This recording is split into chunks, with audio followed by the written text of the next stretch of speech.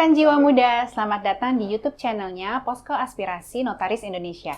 Kali ini dengan saya, Puica Syanturi, di Posko Aspirasi Podcast Corner Popcorn. Nah, rekan jiwa muda, pasti sudah nonton ya untuk podcast yang lalu bersama rekan saya Izzy yang membahas tentang OSS RBA dengan masalah seputarnya. Kali ini, saya kedatangan bintang tamu atau narasumber yang pasti rekan jiwa muda semua sudah tidak asing lagi, yaitu sosok beliau ini adalah sosok muda yang sering menjadi narasumber di webinar-webinar notaris muda atau sering juga disebut notaris milenial ya. Nah, dan beliau ini juga menjabat sebagai notaris dengan predikat notaris termuda di wilayah kerjanya yaitu Kota Bekasi. Pasti udah nggak asing lagi dan pasti sudah bisa tebak beliau siapa. Kita sambut bintang tamu kita, narasumber kita yaitu Pak Benedict Remart. Halo Bene. Halo Puica. Apa kabar nih? Bareng apa kabarnya? Berarti sama-sama jawab baik ya. Puji Tuhan sehat-sehat ya. Sehat. Kita semua. Ya. Protokol kesehatan juga terus kita jalankan dengan baik dalam menjalankan acara ini ya Bene ya. Nah, Bene, terima kasih nih sebelumnya saya ucapkan karena sudah meluangkan waktu. Kita semua tahu ya, Bene ini banyak sekali acara dan kegiatannya, aktif juga di organisasi. Ya. Nah, di sini kita mau bincang-bincang santai aja dengan judul Bagaimana Menjadi Notaris yang Handal. Bene sebagai notaris termuda di wilayah kota dengan zona B ya, Bene ya. Di Kota Bekasi mau berbagi ke rekan jiwa muda semua untuk menjadi notaris yang kompeten di bidangnya. Nah, sebelumnya kita mau tanya dulu nih, Bene, pandangan Bene gimana sih mengenai banyaknya lulusan MKN dan pengangkatan notaris muda pada zaman now ini? Ya, jadi Puica ya, pada sekarang ini kan banyak tuh lulusan MKN, bahkan banyak banget notaris yang baru diangkat. Ya, kalau nggak salah, akhir tahun kemarin itu banyak sekitar 2.000-an kurang lebih ya, kalau nggak salah ya. Nah, dengan adanya artinya notaris-notaris baru di Indonesia, tentu kalau saya pribadi memandang bahagia dan senang, Puica. Ya, kenapa? Karena semakin banyak notaris, artinya semakin banyak ya orang-orang yang bisa melayani masyarakat, Ca. Gitu. Setuju. Ya, jadi dengan hadirnya mereka, saya cukup senang, mengapresiasi. Selamat datang ya buat Bapak Ibu, kakak-kakak, adik-adik semua yang baru diangkat atau mungkin yang baru ngambil MKN Puica nih ya. Semangat. Yang berminat menjadi notaris gitu ya. Selamat datang di dunia notaris gitu.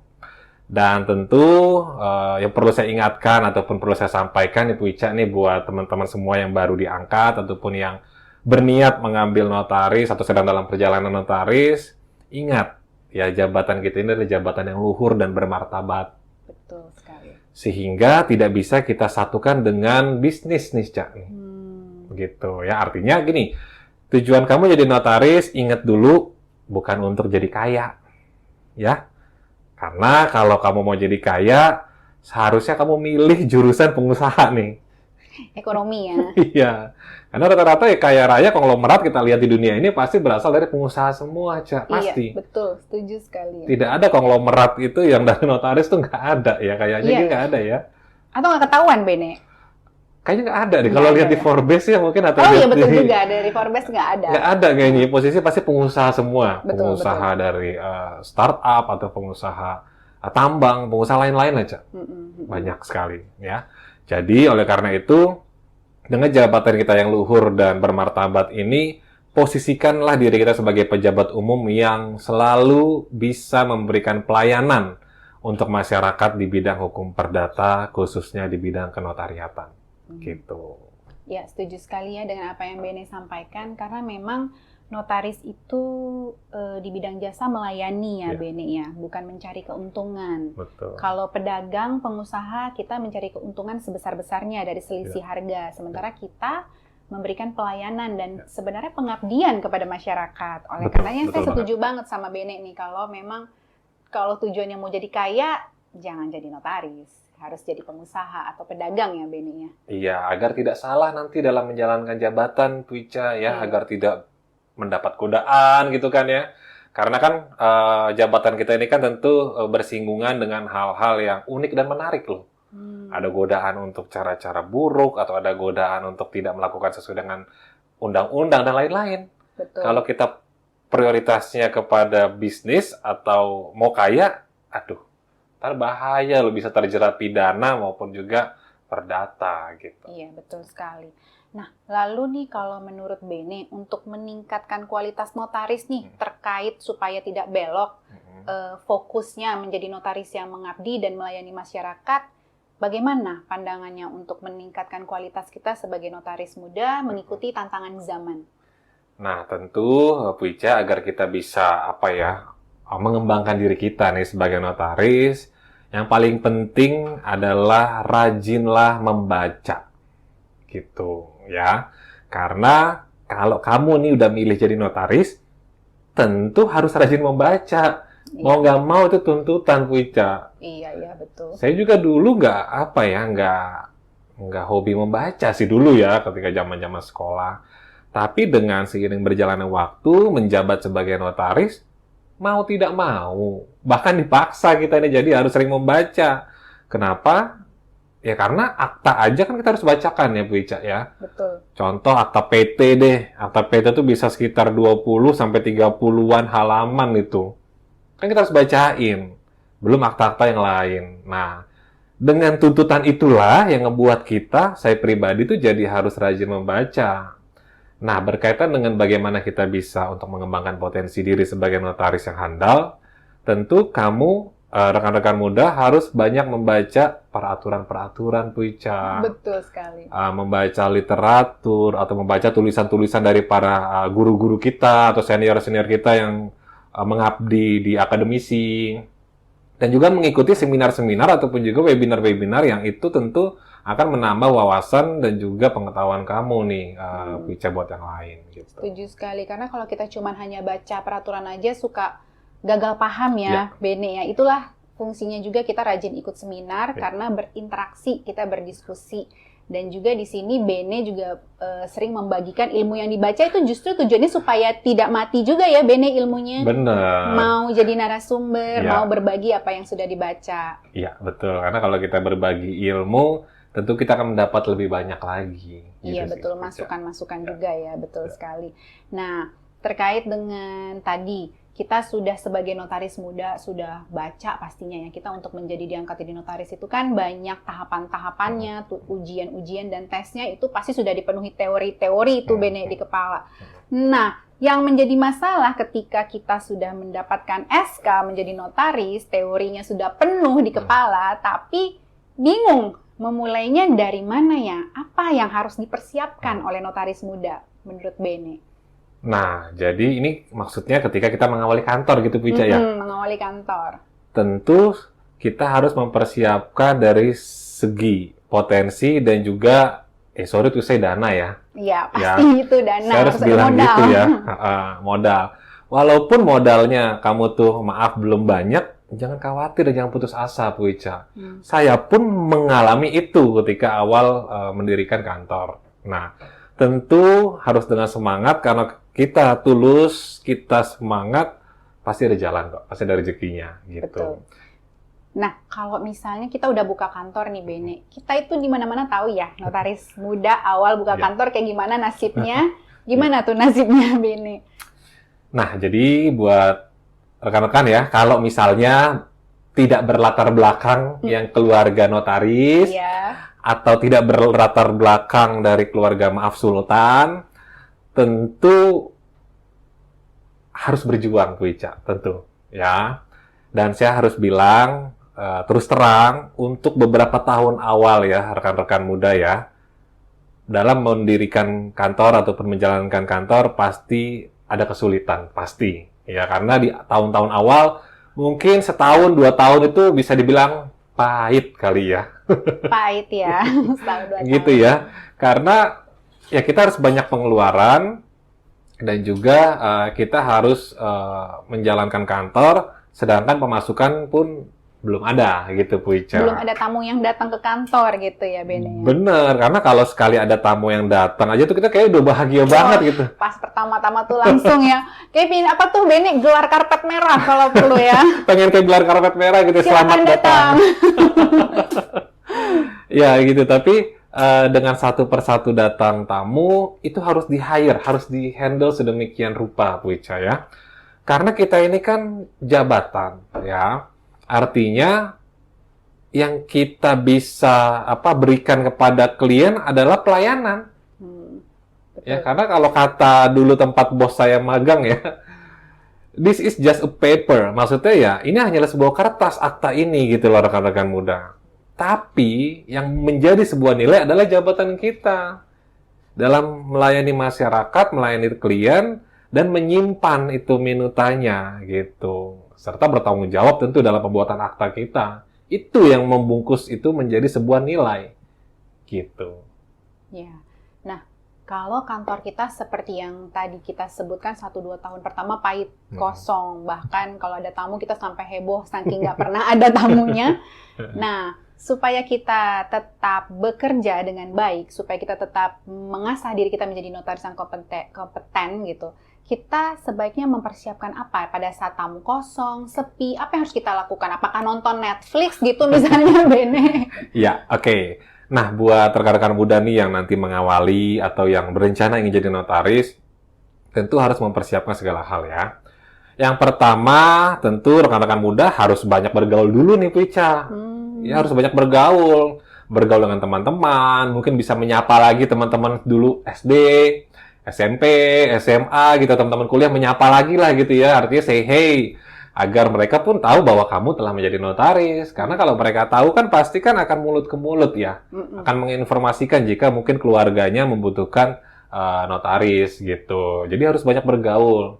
Selain daripada bergaul silaturahmi dengan rekan-rekan lama, mungkin juga bisa ikut-ikut komunitas lah. Ya mungkin kalau kamu cinta sama otomotif di otomotif, kalau kamu cinta di fashion dan lain sebagainya. Gitu. Jadi yang pertama tentu harus perbanyak pergaulan. Karena dari situlah pekerjaan kamu tuh akan datang tentunya, Bu Ica. Nggak mungkin tiba-tiba dari langit datang ke kantor, mau bikin akta kan nggak mungkin. Pasti kan ada referensi. Betul. Sekalipun kamu punya kantor di pinggir jalan, yang pelangnya udah gede banget gitu, 2 meter, kalau nggak ada linknya atau nggak ada teman yang memberitahu pun nggak akan ada yang datang gitu, Bu Ica. Nah, jadi yang pertama tadi pergaulan. Selanjutnya yang kedua, ketika kamu mempersiapkan ya bagaimana belum ada tamu dan lain sebagainya, kalau saya dulu melakukan adalah saya mendesain atau merapihkan akta-akta dari tempat dulu saya magang. Ya, jadi ketika dulu kita magang kan tentu kan kita meminta ya tanda kutip meminta atau mengambil draft daripada tempat kita magang tuh. Tentu draft akta tempat kita magang itu nggak mau sama dong sama kita ya. Bukan berarti kita rubah semuanya, enggak. Maksudnya kita rapihkan lah detail per detail, Bu Ica. Jadi dulu saya tuh, ya selama belum ada tamu atau masih sepi-sepi banget itu ya, saya kerjaan saya di kantor adalah mendraft akta, merapihkan gitu. Misalnya kayak titik komanya dirapihin lagi, garis-garisnya. Atau enggak kata-katanya kok kebanyakan dan atau ya kayaknya ya. Atau enggak kata-katanya kok kebanyakan apabila ya kan gitu di akta tuh kadang-kadang tuh. Atau kata-katanya kebanyakan bahwa gitu ya. Nah, itu semua saya draft. Tentu draft itu, mendesain itu tidak mengurangi esensi dari isi aktanya, enggak ya. Tapi lebih kepada kayak gaya bahasa penulisannya saja, Bu Ica. Nah, dengan kita mendraft akta, mendesain akta sedemikian rupa, tentu kan kita baca. Kita ngetik, kita kan baca. Kalau kita baca, kita ngetik, kita pasti ingat, Bu Ica. Kita akan ingat akta yang kita buat, kita draft itu. Nah, ketika kita ingat, nanti ketika ada tamu yang konsultasi ke kita sudah tahu nih, udah paham nih. Contoh, kalau kita draft akta sewa menyewa misalnya, Cak nih. Kita draft akta sewa menyewa. Nah, kita kan udah baca tuh pasti tuh. Udah lama-lama kan hafal yang ngelotok ya, karena udah baca, mendesain, mendraft. Kemudian ada tamu datang nih ke kantor, atau ke by phone lah konsultasi. Nah, ketika konsultasi pengen bikin akta sewa menyewa gitu misalnya. Nah, kita kan sebelumnya udah mendraft itu, sudah merapihkan akta sewa menyewa nih. Tentu kan kita sudah hafal. Jadi kita ketika ada yang konsultasi, kita bisa sampaikan. Berarti Bapak Ibu mau bikin akta sewa, yang perlu kami tanyakan adalah berapa nilai sewanya, berapa harga transaksinya untuk nilai sewa tersebut, lalu apabila force majeure itu bagaimana, lalu fasilitas apa saja yang ada di objek sewa itu dan lain sebagainya lah gitu ya. Jadi ketika kita menerangkan kepada klien meyakinkan, tentu kan klien itu akan menjadi percaya kepada kita gitu ya. Ketika kita meyakinkan penjelasannya, klien percaya kepada kita, datang ke kantor kita, buat akta, dan setelah buat akta dia nggak hanya sekedar pulang, Bu Ica. Tentu dia akan merekomendasikan kamu kepada teman-teman atau kerabat atau saudaranya dia. Karena dia sudah merasa yakin ya. Iya, dan nyaman gitu ya. Betul. Dengan notarisnya. Gitu. Jadi jangan sampai terlihat seperti notaris yang memang baru pertama kali menerima tamu ya, malah gelagapan.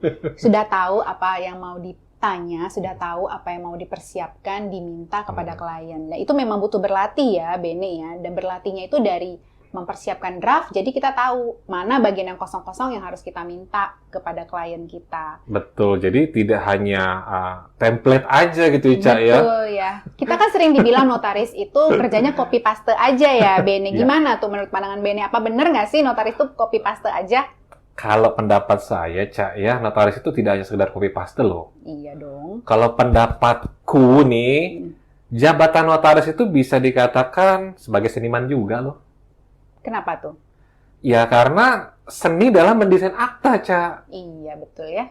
Yang paling utama tuh misalnya bikin akta kerjasama tuh. Itu paling tuh. Nah, paling... perjanjian kerjasama tuh, Bu Ica. Pasti kan akta perjanjian kerjasama nggak mungkin baku ya draftnya. Nggak ada yang sama. Satu dengan yang lainnya beda-beda. Nggak mungkin banget. Betul. Nah, itu kan menuntut kita untuk mendesain, membuat sebuah akta tuh yang indah, bagus, tentu ada dasar-dasar hukumnya juga gitu. Pasti. Dan kita harus merencanakan apa sih yang akan terjadi nanti 4-5 langkah ke depan jika klausul itu ada dalam sebuah akta gitu. Itulah yang nanti akan kita sampaikan kepada para pihak. Nah, itu kan seperti seniman juga ya. Jadi kita seperti menciptakan sebuah akta gitu. Membuat dalam bentuk tulisan dengan ketentuan hukum, mudah dipahami.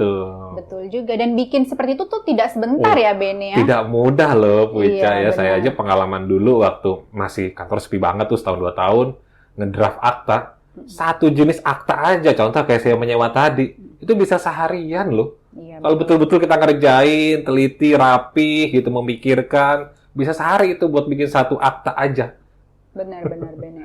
Gitu. Jadi memang kita itu dalam membuat akta memang harus kita ubah ya pandangan kalau notaris itu hanya copy paste aja, itu nggak benar ya seperti itu. Jadi kita benar-benar harus mendalami case per case dan membuatnya sesuai dengan kebutuhan setiap orang. Jangan sampai kita menganggap sepele, copy paste, terus ternyata isinya nggak sesuai dengan orang tersebut gitu. Sementara kliennya nanti udah percaya sama kita, ternyata belakangan baru jadi masalah. Betul, karena jabatan kita ini Bu Ica itu kepercayaan loh. Betul sekali. Kepercayaan. Nggak beda jauh sama dokter sebenarnya. Ya. Kalau dokter ketika kita sudah percaya sama beliau kan kita pasti akan ke dia terus ya, betul ya? Betul nggak Bu Ica ya? Benar. Apalagi kalau para wanita ini pasti dokter kecantikannya udah itu terus gitu ya pasti ya. Nggak akan ke yang lain deh gitu. Benar. Nah, jadi sama dengan notaris juga, ketika klien kita sudah percaya dengan kita, dia pasti akan ke kita terus. Pasti itu. Betul. Ya. Jadi pengalaman juga, Cak, ketika kita kasih harga nih, kalau klien sudah percaya sama kita, dia akan merem loh bayar. Jadi nggak akan ada namanya istilah nawar-nawar itu, nggak ada. Kalau dia sudah percaya sama kita. Nah, jadi bagaimana kita nih, rekan-rekan muda, bisa membangkitkan kepercayaan klien terhadap kita dengan cara pelayanan kita maksimal dong ke dia. Gitu. Setuju sekali. Jadi pelayanan dan kualitas kita, bukan harganya yang diturunin supaya klien ke kita ya. Betul. Jadi saya sangat nggak sepakat kalau ada yang bilang harus murah biar kita bisa dapat klien gitu, Cak. Biar saya nggak laku gitu. Saya nggak sepakat banget itu gitu, karena tadi saya bilang kita ini jabatan kepercayaan loh. Artinya kita dipercaya oleh klien kita untuk mengurus mengenai hal keperdataan ya, tentu tentang harta dong tentu ya. Kalau dokter kan tentang tubuh manusia nih gitu ya. Kita notaris ya tentu tentang harta seseorang, entah dengan PT-nya, dengan rumahnya, rukonya, tanahnya, dan lain sebagainya, atau kewarisannya, dan lain sebagainya, gitu. Iya, setuju saya. Memang jabatan kita tuh benar, Ya. seperti profesi kita tuh benar, mirip seperti dokter. Dokter menangani manusianya, Ya. notaris menangani harta manusianya. Iya. Begitu ya. Ya. Nah, jadi sekarang nih tadi seperti yang sudah dijelasin sama Bene, kalau pertama menjadi notaris muda kita harus bergaul, karena kita itu yang kita pasarkan, yang kita jual adalah jasa. Berarti kita yang harus keluar menyapa orang, sehingga yang memasarkan itu harus diri kita sendiri ya, Beni ya. Nah, yang kedua tadi mempersiapkan draft, dan itu adalah butuh waktu yang lama. Jadi pastinya nggak akan bosan ya, meskipun kantor masih yang masuk nyamuk-nyamuk doang, nggak akan bosan. Pekerjaan pasti ada dan butuh waktu untuk mempersiapkan draft-draft yang nanti siap ketika klien datang. Betul, dan itu nggak mudah ya, Cak. Ya. Setahun 2 tahun pertama itu tentu nggak mudah buat kita. Tapi ketika kita sudah ada tamu satu persatu, mereka akan datang dan merekomendasikan kita ke yang lain. Jadi ya saya puji Tuhan, 5 tahun, 6 tahun ini sudah 1.200 akta. Wow. Ya. Dan juga PT itu sekitar 400 PT kami tangani, pendirian maupun perubahan. Keren itu banget. semua bukan dari kayak misalnya yang iklan-iklan yang viral Tetangga. itu ya. Iklan-iklan viral itu kan hanya sekian juta pendirian PT berikut virtual office. Lengkap gitu ya. Iya. Saya nggak yang gitu-gitu. Tidak perlu gitu-gitu ya. Nggak perlu gitu, dan maaf, biayanya nggak mau yang segitu gitu loh kira-kira. Setuju banget, Bene. Ya. Karena kalau saya tuh, Cak, di kantor ya, saya punya slogan loh. Apa tuh? Jangan kasih murah. Keren slogannya. Patut dicontoh. Ya, Harus pede memang ngomong kayak gitu ya. Karena gini, Cak, kalau kita dilihat murah oleh klien kita, tentu kita nggak akan dihargai. Itu aja sih analoginya ya. Betul. Ya, kalau kita dilihat murah, kita nggak akan dihargai. Tapi kalau kita jual mahal, pasti orang makin penasaran ya sama kita. Iya. Kok mahal banget sih notaris itu ya? Pasti ada sesuatu dalam diri dia gitu loh. Walaupun sebenarnya pekerjaannya, produk yang dihasilkan sama kan? Betul. Gitu. Nah, dengan hal itu yang ngebuat saya tuh, pokoknya kita harus bikin konsep kita itu, kantor kita itu punya slogan adalah jangan kasih murah, Cak. Setuju banget kalau begitu. Patut dicontoh notaris muda, rekan jiwa muda. Ya, jadi rekan-rekan muda juga harus percaya diri, Cak. Dengan biaya yang kamu tawarkan kepada klien, kamu harus percaya diri. Jangan jadi minder misalnya, ya di sana kliennya bilang murahan sana daripada saya. Nggak usah khawatir, it's okay. Rezeki nggak akan kemana kok. Percaya deh.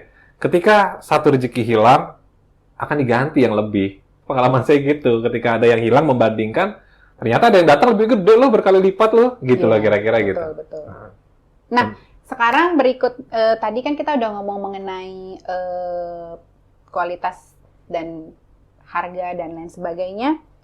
Dalam memanage kantor notaris, kita mau memperkenalkan buku-buku nih biar rekan jiwa muda, notaris-notaris muda agak terarah gitu untuk dalam mempersiapkan kantornya, sambil belum begitu banyak klien, tidak putus asa, belajar membuat draft seperti yang Bene bilang, dan juga kita mau memperkenalkan buku-buku apa aja sih yang perlu dipersiapkan. Nah, kita sudah sediakan nih, ini baru buku yang paling inti ya, ya Bene ya, ini buku yang paling inti untuk disiapkan buat para notaris muda yang baru mulai kantor. Coba Bene yang jelasin buku-bukunya. Jadi rekan-rekan muda, yang paling utama tentu kan adalah ini nih, semua buku ini. Ini buku daftar akta ya, atau yang disebut repertorium ya. Iya, betul. Betul kan ya? Kalau salah tolong bikin komen ya di sini ya. Iya, boleh, kita juga harus terima masukan nih. Kadang-kadang lupa-lupa atau salah ngomong. Ini repertorium ini macam-macam Bu Ica ya. Jadi ada nanti buku daftar akta untuk surat di bawah tangan yang disahkan ya. Itu legalisasi. Ada juga pasangannya itu buku daftar akta untuk yang warmarking ya. Tadi kan legalisasi. Kemudian ada warmarking juga. Dan ini buku daftar akta notaris. Dan ini buku daftar wasiat. Dan ini buku daftar protes. Nah, ini buku daftar surat di bawah tangan yang dibukukan tadi, warmarking tadi yang sudah saya sampaikan tadi. Pasangannya sama legalisasi tuh. Dan ini kelapar buku daftar akta. Jadi ini yang utama-utama ini harus ada buat rekan-rekan muda di kantornya. Harus ada karena ada diatur dalam UU JN juga ya. Ada, jadi terikat undang-undang nih, buku ini harus punya nih. Ya, nanti dapatkan di mana bisa lihat di bawah. Ya, boleh nanti dicari linknya, banyak ya, Bene, gampang. Banyak. Nah, kalau ini apa nih Bene nih? Oke, nah selanjutnya rekan-rekan muda, ini penting. Kenapa? Karena saya di kantor juga selalu bilang kepada staff bahwa ini jangan sampai ada coret-coretan nih, dilarang keras ini coret-coretan loh. Ada larangannya ya? Iya, satu lagi. Kalau di kantor saya tuh Puica, tip X itu dilarang keras loh.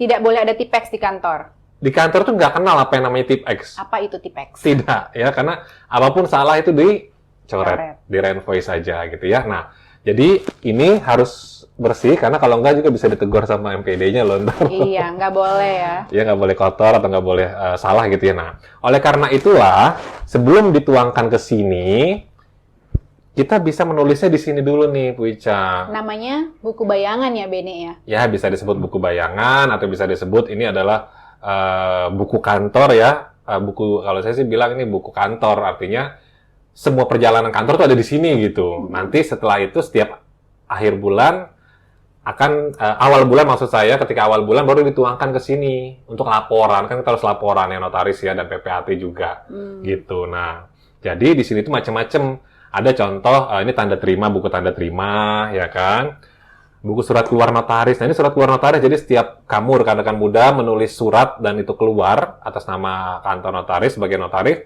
dicatat nomor tanggalnya gitu, misalnya nomor 01 garis miring BR garis miring bulan garis miring tahun. Nah, gitu-gitu. Ini udah bukunya.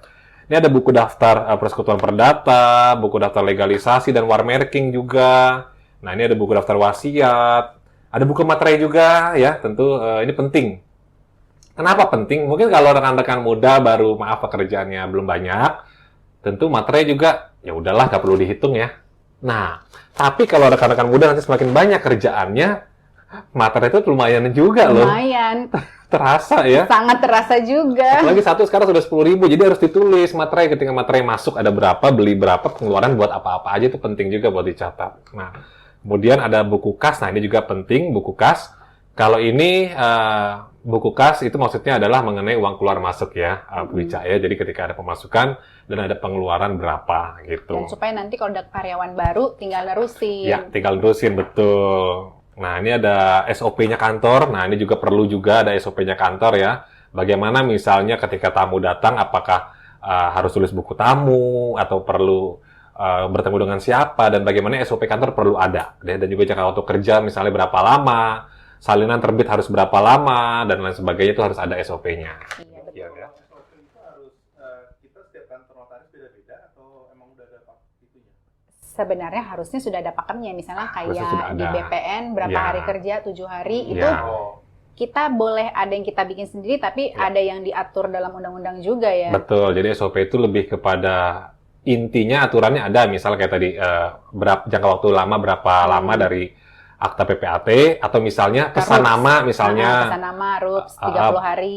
Itu paling lama 30 hari. Kalau yayasan nggak boleh lebih dari 10 hari dari tanggal akta gitu ya untuk meng-SK-kannya gitu. Jadi itu hal-hal yang standar, tapi ada juga yang tidak standar, misalnya kayak kinerjanya bagaimana nih dalam menerbitkan, harus berapa lama, dan harus mengabarin apa enggak nih ke kliennya setelah selesai. Itu kan sebenarnya hal-hal standar kecil sebenarnya gitu, tapi kan nggak ada di aturan bagaimana kita menjalankan di kantor aja. Nah, ini data aja itu. Oke. Nah, kemudian ada daftar PT-nya, yayasan, ada buku daftar firma, CV, dan juga ada perkumpulan, serta buku-buku lainnya gitu ya buat rekan-rekan muda. Dan tambahan juga kalau saya, selain daripada buku-buku ini, saya punya buku nomor akta juga, Puica ya. Buku nomor akta, ya, akta notaris dan PPAT. Kayak gini juga nih buku notaris, buku PPAT. Maksudnya apa? Ya tadi saya bilang, ketika mau minta nomor atau mau nomerin misalnya, ditulis di sini dulu. Ketika ini sudah 1 bulan sudah lengkap, baru dipindahin ke sini gitu ya. Karena kadang-kadang ada yang nggak jadi atau batal, masih bisa dicoret-coret gitu betul. ya. Jadi ini selain masih bisa dicoret-coret lah, misalkan buku nomor akta notaris misalnya, ditulis pihak 1 ini, pihak 2 ini, akta apa yang dibuat gitu kan ya. Terus siapa para penghadapnya gitu. Ya, jadi ada buku daftar akta yang nanti kita pindahkan ke klaper, ke repertorium ini buku daftar akta. Notaris dan PPAT sama, jadi ada itu aja sih tambahannya. Ada buku sementara lah, buku nomor. Karena bisa dicoret-coret itu. Gitu. Jadi ini beberapa buku ini, rekan-rekan muda tentu harus mempersiapkannya. Dan jangan malu bertanya ya. Kalau memang misalnya rekan-rekan muda nggak tahu, masih blank banget, jangan malu bertanya. Karena kalau saya beranggapan gini, Cak. Ketika kita bertanya, bukan berarti kita bodoh. Ya, betul. Ya. Malah ketika kita terlihat bodoh di depan orang karena banyak bertanya, disitulah kita sudah satu langkah lebih unggul daripada dia.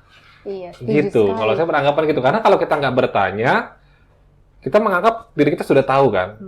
Padahal kita nggak tahu. Iya, Ngebuat kita jadi satu langkah lebih mundur dong daripada orang yang bertanya tadi gitu loh. Kira-kira Iya. gitu. betul. Jadi buat rekan-rekan muda kalau tidak tahu bertanya saja kepada sesama teman atau bahkan jangan malu untuk bertanya kepada senior ya, Iya, Wica ya. betul. Kita juga harus kulun-ulun lah sama senior yang tetangga sekitar kita gitu. Nah, setelah kita mempersiapkan buku-buku, terus yang berikutnya ini Bene, bagaimana kita memasarkan diri? Karena kan kita tuh terhalang oleh kode etik tidak boleh beriklan ya, Bene. Iya. Gimana menurut pandangan Bene supaya kita bisa mendapat banyak klien? Itu Oke. bagaimana? Nah, jadi tentu kita kan nggak boleh beriklan ya, Bu Ica ya. Walaupun sini pendapat saya ya, kalau Iya. pendapat saya ya, tapi ini hanya pendapat ya, bukan untuk diikutin nggak. Nggak boleh beriklan untuk zaman sekarang kayaknya udah nggak relevan loh sebenarnya aturan tersebut. Mungkin bisa disesuaikan atau bisa dirubah ya. Mungkin para senior-senior bisa nanti mempertimbangkannya lah kira-kira gitu ya. Karena konteks iklan itu sebenarnya luas sekali. Sejauh mana sih nggak boleh beriklan? Contoh kayak kita bikin karangan bunga aja, nggak usah jauh-jauh deh. Ya, karangan bunga kan nggak boleh pakai embel-embel jabatan kita. Padahal menurut saya itu bukan hanya iklan. Konteks iklan itu kan kita memasarkan suatu produk agar menarik minat orang untuk membeli. Kalau baca di Kamus Bahasa Indonesia, iklan itu apa bisa dilihat deh. Ya, nah, jadi mungkin tadi saya bilang ada beberapa hal-hal yang mungkin bisa disesuaikan lah gitu ya, Bu Ica ya. Nah, kalau mengenai diri kita ini, bagaimana kita bisa agar diingat ya, bisa dibilang bisa diingat oleh klien adalah selain daripada pelayanan kita yang prima, yang maksimal dan yang baik, mungkin kita bisa membuat klien kita berkesan. Gimana tuh caranya? Contohnya, kalau saya membuat klien saya berkesan adalah setiap saya menyerahkan salinan, ya produk ya dari Akta, saya akan memberikan klien saya itu seperti goodie bag. Oh, Goodie bag yang ada tulisan nama saya, cukup tulisan nama saya saja dan nomor telepon kantor. Ya, nggak perlu ada embel-embel notaris karena saya khawatirnya ketika nanti keluar itu ditahu orang, dilihat orang, oh iklan ini lagi. Serba salah juga kita kan ya. iya, niatnya bagus, baik, malah jadi salah. Tapi saya hanya bikin nama dan nomor telepon. Saya akan berikan itu kepada klien, jadi saya bungkus itu aktanya, salinannya, di map, dan juga di goodie bag. Dan selain itu di kantor saya juga saya menyediakan itu air mineral, Bu Ica. Air mineral tapi berlogo atau bertuliskan, nggak logo ya, tapi bertuliskan nama saya dan nomor telepon kantor juga. Jadi kan ketika klien akad, kan ada minuman mineral itu di meja ya, air mineral ya. Tapi ada nama saya nih, nama saya Benedict Remart, gitu, nomor teleponnya sekian. Tentu ketika dia mau minum itu kan dia akan membaca. Ketika dia baca dia akan ingat sesuatu. Oh, lucu ya Pak ya, gitu kan. Minimal itu sesuatu kayak gimmick-gimmick atau cenderamata yang kecil sebenarnya, nggak nyampe Rp10.000. Tapi itu kan membuat orang akan jadi ingat gitu loh, Bu Ica. Betul. Jadi kita tuh kalau inget notaris, ingetnya Benedict gitu ya. Iya, jadi kita seperti menjadi mengingatkan orang konteks notaris ya the only one me gitu loh. Jadi cuman saya notaris. Jadi ketika dia ingat kita sebagai notaris, kalau ada orang bertanya mengenai notaris akan sebut nama saya gitu, nama si notaris itu pasti. Karena kita lihat, kita baca begitu ya. Udah ingat gitu loh, udah ingat. Oh, notaris itu adalah misalkan notaris Benedict. Udah, dimanapun dia berada ketika ada yang bertanya mengenai notaris, dia akan sebut nama Benedict notaris, nggak akan yang lain lah gitu kira-kira. Iya. Dari situlah sebenarnya saya banyak, artinya klien itu datang ya, mulut ke mulut kok sebenarnya. Dari Pak ini, dari Pak ini, dari Pak ini, dari PT ini datang. Jadi ya dari mereka-mereka juga. Wah, gitu. Keren banget nih. Ini benar-benar masukan yang spesial banget buat notaris muda, notaris milenial dalam membuka kantor baru. Gak salah kita punya teknik marketing sendiri. Gak salah berkreativitas ya untuk membuat kita diingat. Dengan datang ke kantor kita diingat sama klien kita itu nggak salah sama sekali ya. Banyak banget sebenarnya ide-ide kreatif ini kita baru kepikiran loh kayak begitu. Bahkan saya juga ada tuh teman saya juga di luar Jawa. Dia bikin konsep kantornya tuh warnanya pink. Iya, jadi lucu kan. Ada Iya, juga iya. Ungu kan teman saya juga. Jadi kan pasti tamu datang, ih lucu ya gitu kan. Ya, inget lah, pokoknya gimana ngebuat kamu itu diingat oleh klien kamu. Betul. Notaris yang kantornya pink tuh gitu ya. Iya, Gitu. iya, Jadi iya. akan ingat yang namanya Puica itu adalah seorang notaris. Udah gitu pasti. Ya, keren banget tuh. Jadi kita memang bisa banget ya untuk membuat kita tuh diingat bagaimana caranya. Itu trik marketing juga ya, Ya. yang terbungkus rapi ya. Betul, macam-macam betul ya. Bisa macam-macam kok, bisa bentuk kantornya desain hutan misalnya Iya, gitu iya. kan. Atau desainnya bentuk jalanan, macam-macam kok. Itu semua variasi aja kita ada. Nah, kalau ini nih yang sering banget ditegur ataupun dikomentarin ya, bukan ditegur, adalah bagaimana kita sekarang ini kan sudah dunia medsos ya, ada Facebook, Instagram, ada story. Nah, kita tuh sering dengan tujuan supaya kita eksis gitu, kita diingat kalau kita ini adalah pekerja, kita sering membagikan foto kita ketika bersama klien. Sebenarnya itu salah nggak sih, Bene, kalau menurut Bene? Nah, kalau menurut pendapat saya nih ya, rekan-rekan muda, jika kita berfoto bersama klien di kantor atau di mana tempat kita sedang tanda tangan, itu tidak salah kok. Asal, ada asal dulu nih. Asalkan kita tidak membagikan caption atau membagikan narasi bahwa kita sedang penandatanganan akad 100 miliar misalnya. Oh, Nggak gitu ya. Jadi tidak perlu ada embel-embel sedang akad PT ini nih atau sedang akad ini nih gitu. Enggak. Tapi cukup berfoto aja misalkan ini klien saya yang baik misalnya gitu kan, atau enggak ini tamu saya yang lucu gitu misalnya. Kalau seperti itu kan nggak salah, Wica ya. Atau sedang tanda tangan ya, tapi captionnya mungkin sibuk nih gitu kan. Nggak perlu sedang tanda tangan salinan, nggak perlu begitu. Iya, Nah, iya. itu semua balik lagi kepada rekan-rekan muda agar lebih bijak menggunakan medsos, Wica. Karena juga saya pernah ngeliat juga yang sampai misalnya tanda tangan terus dibikin narasinya sedetail banget, misalnya Bapak ini, misalnya Bapak X sedang menandatangani PT ini nama PT disebutin lagi kan. Nah, itu kan yang kita tidak boleh, karena kita tahu jabatan kita itu harus merahasiakan apapun loh.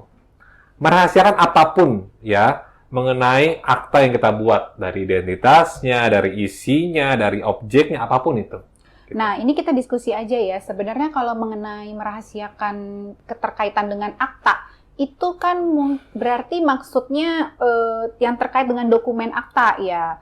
Jadi bukan berarti larangan berfoto dengan klien, tapi lebih kepada dokumen yang dalam sangkut paut akta itu perlu kita lindungi, seperti informasi-informasi, nama PT-nya, KTP-nya, jangan sampai di foto KTP-nya posting lagi atau nama PT-nya, waduh jangan ya. Karena memang bunyi pasalnya dalam UJN ataupun kode etik kita sebenarnya tidak ada kalimat yang melarang kita untuk berfoto bersama klien. Yang perlu disembunyikan itu adalah isi akta tersebut. Iya, apalagi sekarang dengan kemajuan teknologi macam-macam ya, ada story, IG story, ada TikTok dan lain sebagainya. Ya, kita harus hati-hati lah gitu ya. Artinya kita harus bijak, tadi saya sampaikan. Ketika kita posting itu, pastikan postingan kamu tidak ada narasi atau tidak ada isi bahasan mengenai isi akta itu. Gitu. Ya cukup misalnya senang-senang aja, tadi saya bilang ini tamu saya yang baik nih atau tamu saya jauh dari Papua nih gitu kan, ya it's okay, gak ada masalah kalau seperti itu. Oh ya, baik kalau begitu udah cukup jelas ya buat notaris milenial, notaris rekan jiwa muda untuk perihal tersebut, karena hal tersebut memang sering dipertanyakan juga ya. Nah, sekarang terakhir nih, bagaimana Bene untuk kita membangun citra kantor? Nah, tentu dengan ngebangun citra kantor, tadi saya sampaikan, kita harus diingat dulu dengan klien kita tadi. Ya, ketika kita sudah diingat dengan unik, misalnya kita punya cenderamata, atau punya gift, punya hadiah buat klien, tentu kita akan diingat oleh klien kita. Nah, cara ngebangun citra kantor kita, tadi saya sampaikan, contoh saya nih, slogan saya adalah jangan kasih murah, rekan-rekan muda. Nah, itu kan pasti kan ngebuat orang itu jadi ingat loh. Walaupun konteksnya ada yang ingat dengan negatif. Maksudnya negatif, ada klien saya malah yang bilang, di Notaris Pak Bene itu mahal, jangan di sana, tempat lain aja. Saya dibilang gitu, malah saya senang. Oh, bukan kecil hati ya, tapi malah senang. Saya bukan kecil hati, malah senang. Kenapa Puica saya senang? Kenapa itu? Dia ingat sama saya dong berarti. Oh iya, betul juga, notaris mahal. Iya dong. Keren loh itu. Walaupun dia nggak menggunakan saya sebagai notaris, dia akan ingat saya cukup gitu. Diingat saja. Cukup diingat ya.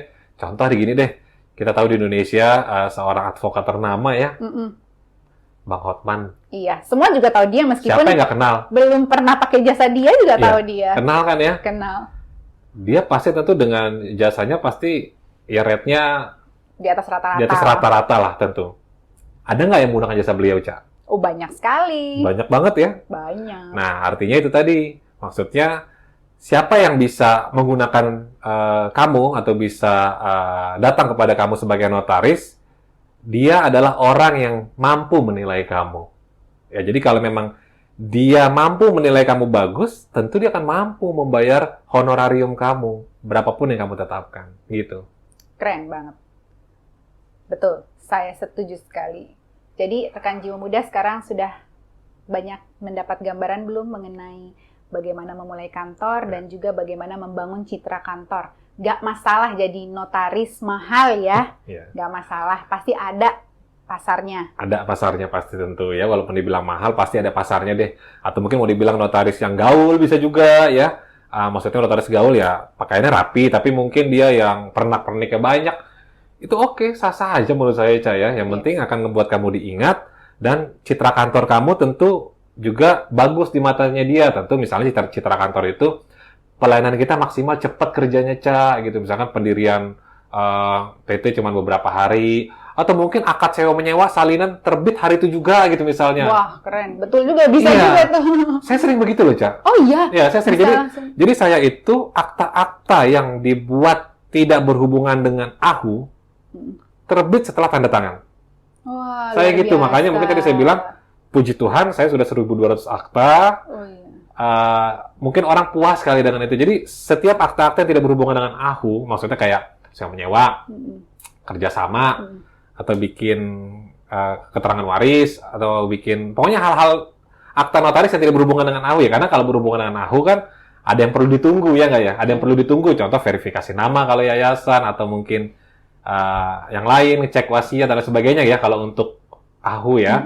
Tapi kalau tidak berkaitan dengan AHU, yang memang orang ingin menuangkan dalam sebuah akta, saya setelah akad langsung terbit salinan, Ca. Wah, jadi hari itu juga. Jadi keren. ketika sudah akad, terbitkan salinan, saya tanda tangan, mereka pulang, dia bayar, kita jalan-jalan deh sebagai notaris. Happy. Iya, keren, luar biasa. Itu satu lagi tambahan buat rekan jiwa muda, selain kerja bagus, kerja cepat ya, Bene. Betul, ya. cepat, betul. Nah, terima kasih banyak nih, Ya. Bene, sudah banyak berbagi di podcastnya Posko Aspirasi. Mudah-mudahan nanti kita bisa ketemu lagi di lain waktu dan bisa berbagi ilmu lagi dengan teman-teman rekan jiwa muda. Sehat selalu ya, Bene ya. Terima kasih sudah menyempatkan waktunya. Padahal habis ini mau langsung lari lagi kegiatan organisasi ya. Iya, ke Bogor. Ke Jadi Bogor, ada kegiatan. tapi disempatin datang ke Posko Aspirasi. Luar biasa sekali. Terima kasih ya, Bene. Sama-sama. Jangan Puja. bosan-bosan untuk menjadi narasumber yang mau berbagi ilmunya, berbagi rahasia kantornya. Mungkin ada kalimat penutup untuk rekan jiwa muda. Ya. Paling penutup nih buat rekan-rekan muda semua yang notaris baru atau bercita-cita ingin menjadi notaris, laksanakanlah jabatan ini dengan luhur dan bermartabat. Ya, layani masyarakat dengan hati dan juga dengan maksimal. Pasti rezeki kok yang akan datang ke kamu. Nggak perlu kamu cari mati-matian untuk rezeki tersebut. Gitu aja. Baiklah, kalau begitu rekan jiwa muda, sampai di sini bincang-bincang podcast kita. Sampai ketemu lagi di podcast berikutnya. Jangan lupa untuk follow IG-nya Posko Aspirasi Notaris Indonesia. Kalau ada kritik, saran, atau mungkin permintaan ingin membahas apa, boleh di komen di kolom komentar. Ya, bye-bye!